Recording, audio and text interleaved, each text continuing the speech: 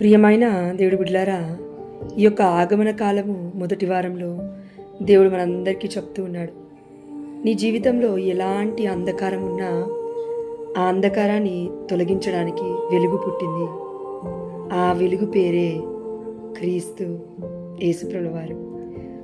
మరియ తల్లి గర్భాన ఉదయించిన గొప్ప స్టార్. మనందరి యొక్క జీవితంలో ఒక నిరీక్షణ ఉంది.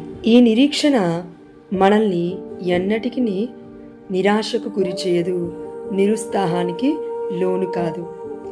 కాబట్టి రోమీయులకు రాసిన లేఖ 12:12 దేవుడి వాక్యం సెలవిస్తూ ఉంది, మీ నిరీక్షణలో ఆనందింపుడు, కష్టములో ఓర్పు వహింపుడు, సర్వదా ప్రార్థింపుడు. ఈ నిరీక్షణ, ఓర్పు పరిశుద్ధాత్మ ఫలాలు పొందుకోవాలంటే ప్రార్థించాలి. నీ హృదయంలో దేవుడికి స్థానాన్ని ఇవ్వాలి.